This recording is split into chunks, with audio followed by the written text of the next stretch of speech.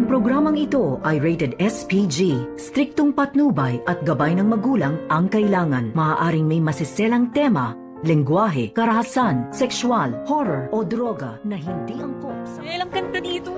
Ay naka for sure, mas magiging mabait si Ma'am Giselle kasi nandito na yung napakaganda ng anak.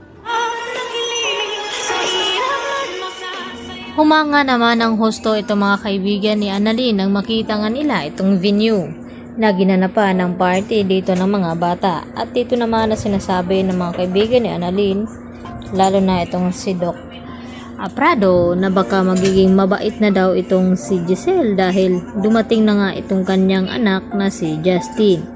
At dito naman nagtanong itong si Doc Antonio na kung darating ba daw itong si Justin. At dito naman na sinabi ni Annalyn na hindi siya sigurado kung dadalo ba ito sa gaganapin ng party ng mga bata. At maya maya nga ay dito dumating itong coordinator at sinabi na may nauna pa daw sa kanya na dumating. At walang iba kundi ito ngang si Justin, at nagulat itong si Annalyn na bigla palang dumating itong si Justin dito nga sa gagawing party. At dahil sa tuwa dito ni Annalyn ay agad naman napayakap ito kay Justin. At maya maya nga ay inumpisahan na nga nila itong selebrasyon. At nagtulong-tulong ang mga ito na mapasaya itong mga bata. At hindi lang iyon, dahil may performance daw na gagawin itong si Justin at Annalyn na ikakatuwa ng mga bata.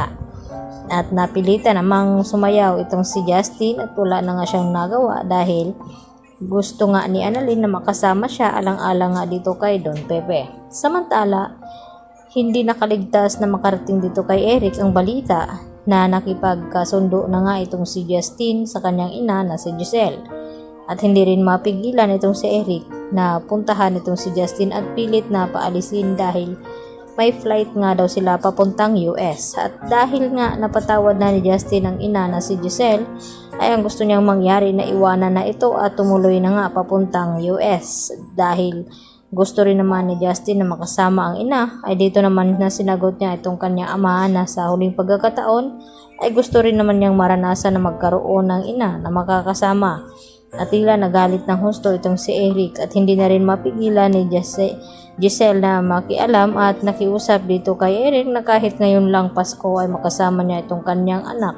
At ganoon din naman ang ginawa ni RJ at pinakiusapan itong si Eric na sana pagbigyan itong mag-ina na mag-enjoy sa araw ng Pasko. At dito na nga nawala na rin nagawa itong si Eric at umalis na lamang. At dito na sinabi kay Justin na ang bilis daw nitong magpatawad sa kabila ng lahat na nagawa nga siyang ipaampon at ipinamigay ng kanyang ina. At dito naman nagpaliwanag itong si Giselle kay Justin na hindi niya nga ito sinasadya noon na ipamigay siya at ipaampon dahil napilitan lamang siya dahil sa takot dito nga sa kanyang ama.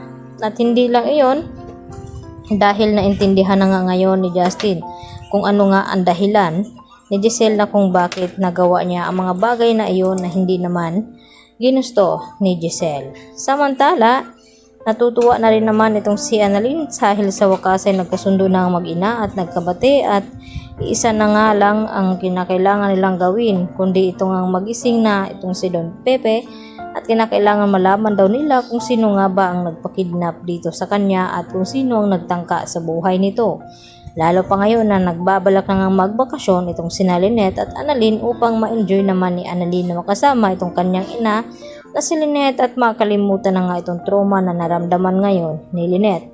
Yan ang ating patuloy na abangan mamaya mga kapuso, dito lamang yan sa Abot Kamay na Pangarap. Yan lang po at maraming salamat.